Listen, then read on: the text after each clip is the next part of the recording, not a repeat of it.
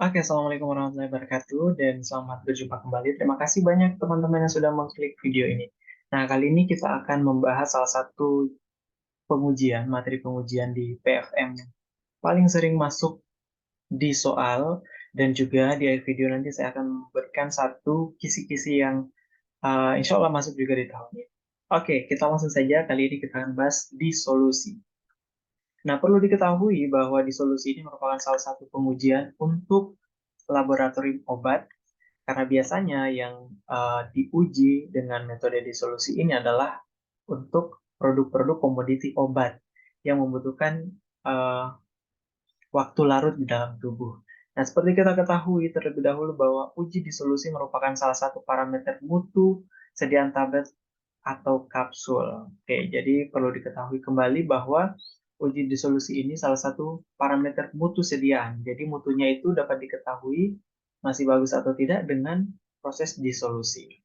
Nah, kemudian banyak hal yang harus diperhatikan dalam melakukan uji disolusi suatu sediaan. Pertama yaitu mencakup persiapan alat dan juga kalibrasi media disolusi dan pelaksananya sendiri. Nah, pelaksana ini adalah petugas labnya sendiri. Nah, semua hal tersebut dikarenakan mempengaruhi hasil yang akan diperoleh dalam proses pengujian, khususnya sampel obat. Nah, salah satu bentuk sediaan, teman-teman perlu perhatikan bahwa sediaan farmasi yang kita jumpai adalah sediaan padat, berbentuk tablet dan kapsul. Oke, jadi diperhatikan yang diuji di solusi itu biasanya adalah obat yang berbentuk tablet atau kapsul yang digunakan secara oral. Oke, perhatikan ya. Peruntukan pemakaian obat melalui oral ini mudah diberikan serta tidak mempengaruhi tidak membutuhkan alat bantu khusus. Nah, jadi di solusi ini salah satu fungsinya adalah mengetahui waktu larut dari obat dan juga tablet ya, ataupun kapsul yang digunakan. Nah, disolusi atau pelarutan obat, nah ini salah satu istilah lain dari disolusi adalah pelarutan obat. Di dalam tubuh adalah proses larutnya zat aktif yang terdapat di media atau disediaan tablet atau kapsul pada cairan tubuh sehingga zat aktif dapat diserap pada lokasi yang sudah ditentukan dan kemudian beredar atau didistribusikan dalam tubuh sehingga memberikan efek farmakologi. Oke, jadi suatu obat itu biasanya sudah didesain. Jadi misalnya obat ini dia waktu larutnya setelah dikonsumsi atau masuk ke dalam tubuh itu misalnya berapa menit? Misalnya 20 menit. Nah, itu biasanya berkaitan dengan jenis penyakit atau mungkin indikasi yang ingin disembuhkan oleh obat tersebut, oleh zat aktif dari obat tersebut. Bereaksinya setelah dikonsumsi berapa lama, seperti itu ya. Jadi itulah prinsip dan juga kegunaan dari pengujian disolusi ya. Nah, waktu hancur versus disolusi. Nah, ini ketat kaitannya dengan waktu hancur ya, karena disolusi itu sangat mirip dengan waktu hancur.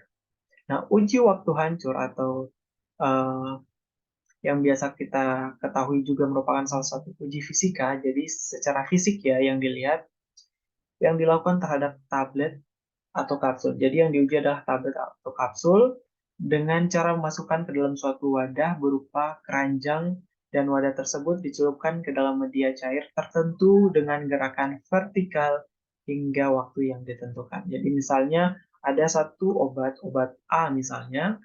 Nah, obat A ini di indikasinya biasanya misalnya 15 menit tadi waktu larutnya. Nah, ketika menggunakan uji waktu hancur secara fisik ini, itu konfirmasi lagi apakah setelah diuji konfirmasi kira-kira setelah dilarutkan kemudian di suhunya misalnya sesuaikan dengan suhu tubuh manusia, apakah sekitar 15 menit waktu hancur atau obat tersebut hancur dan mampu diserap oleh tubuh. Nah, itu salah satu kegunaan dari uji waktu hancur tersebut. Nah, pengamatan akhir adalah melihat apakah ada bagian tablet atau kapsul yang tidak larut pada akhir waktu pengujian. Jadi, obat tersebut dikatakan larut 100% adalah ketika tidak ada lagi bagian tablet atau obat yang masih ada tergenang atau melayang di suatu larutan. Jadi dikatakan hancur 100% ketika larut 100% untuk obat yang dikonsumsi. Jadi itulah tadi pengamatan akhirnya. Kemudian uji disolusi merupakan metode kimia berdasarkan pengukuran parameter pelepasan dan pelarutan zat aktif dari sediaan.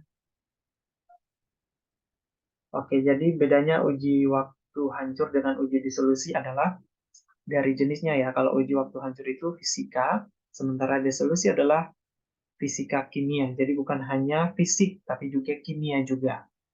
Dalam hal ini, yang diukur adalah kecepatan disolusi, yaitu jumlah zat aktif yang larut per waktu, per unit waktu dalam kondisi antar permukaan padat atau cair. Kemudian ada suhu tadi ya yang saya sebutkan, dan komposisi media yang telah dibakukan.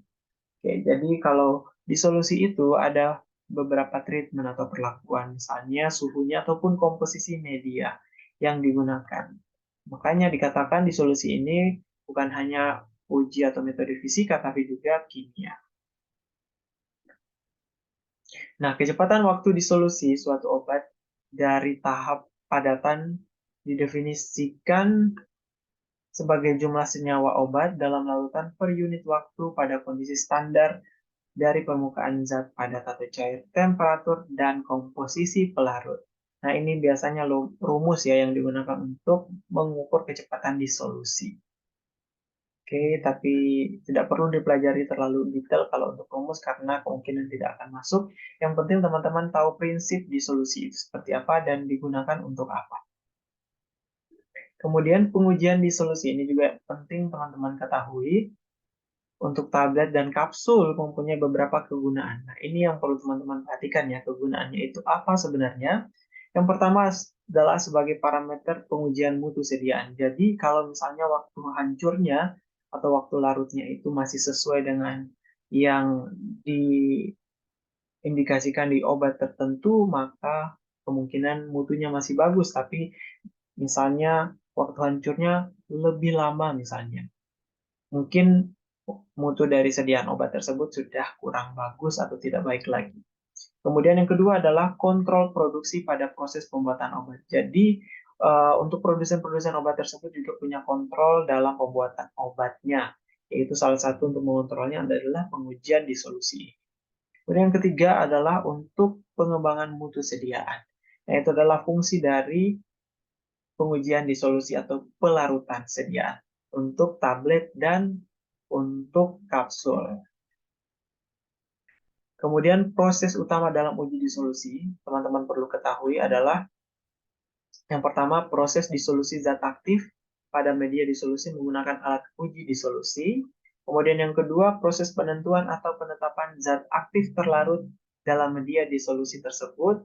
Kemudian penetapan kadar zat aktif dalam media disolusi menggunakan alat ukur sesuai dengan sifat senyawa yang diuji, diantaranya menggunakan metode biasanya titrasi, teman-teman. Kemudian ada spektrofotometer atau kromatografi cair kinerja tinggi atau KCKT.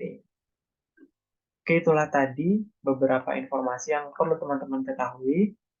Nah, alat uji disolusi itu perlu teman-teman ketahui ada beberapa. Sampai sekarang itu ada 4 tipe alat uji disolusi yang digunakan dalam Farmakope Indonesia, edisi kelima. Farmakope ini adalah salah satu buku panduan dan acuan dalam pengujian biasanya, khususnya pengujian obat atau produk-produk farmasi lainnya. Yang pertama adalah tipe keranjang tipe 1, kemudian tipe 2 itu tipe dayung. Kemudian yang ketiga silinder kaca bolak-balik dan yang keempat adalah sel yang dapat dialiri. Namun alat disolusi yang umum digunakan pada pengujian alat disolusi 1 dan 2 berarti ya. Jadi yang sering digunakan itu adalah tipe dayung dan tipe keranjang. Kalau untuk yang 3 dan 4 ini jarang karena mungkin teknologinya cukup rumit dan mungkin alatnya lebih mahal. Nah, ini salah satu bentuk ya teman-teman contoh dari alat disolusi untuk yang tipe pertama tadi, metode keranjang atau basket method. Jadi, ini adalah alatnya, kemudian di sini adalah media atau tombol untuk mengatur, misalnya mengatur waktu, kemudian kecepatan, dan sebagainya. Kemudian itu keranjang yang dimaksud itu adalah ini. Jadi, ini adalah keranjang, di mana di keranjang ini obatnya, misalnya tablet atau kapsul obat akan dimasukkan. Nah, di sini ada beberapa keranjang. Jadi, satu tablet atau satu obat itu dimasukkan dalam masing-masing keranjang, kemudian dilihat dari obat, misalnya ada 8 obat yang dimasukkan, kira-kira apakah waktu larutnya sama untuk setiap jenis obat dan perlakuannya itu sama, dan jenis obatnya juga sama dalam satu kali pengujian. Jadi ini adalah contohnya. Kemudian di sini ada air, air yang menggenang, biasanya air itu untuk mempengaruhi suhu. Nah, itulah sedikit gambaran teman-teman alat disolusi. Semoga memberikan gambaran walaupun mungkin ini terlalu sederhana penjelasannya, tapi setidaknya teman-teman ada gambaran dan juga yang paling penting sebenarnya adalah prinsipnya yang harus teman-teman ketahui. Oke, itulah tadi informasi yang perlu teman-teman ketahui terkait alat disolusi. Kemudian juga untuk yang di pengujian, materi pengujian yang sering muncul di soal adalah spektrofotometer yang biasa digunakan itu spektrofotometer apa, teman-teman? Misalnya untuk pengujian gelombang warna itu biasanya UV vis. Kemudian untuk pengujian logam itu ada namanya AAS. Itu juga menggunakan spektrofotometer. Biasanya ada beberapa yang perlu teman-teman perhatikan. Ada yang vapor, kemudian juga ada yang flame, ada juga beberapa yang biasa digunakan. Tapi yang sering digunakan di Badan POM itu adalah yang flame, kemudian juga vapor juga sering digunakan. Untuk pengujian AAS menggunakan, pengujian logam menggunakan alat AAS atau Atomic Absorbed Spectrophotometer. Oke, itulah tadi. Nanti mungkin kedepannya kita akan bahas terkait AAS tadi atau alat pengukur logam dalam suatu produk ya, khususnya produk pangan di kemudian di pertemuan berikutnya insya Allah. Oke, bila taufiq wal hidayah. Wassalamualaikum warahmatullahi wabarakatuh dan semoga informasi kali ini bermanfaat juga untuk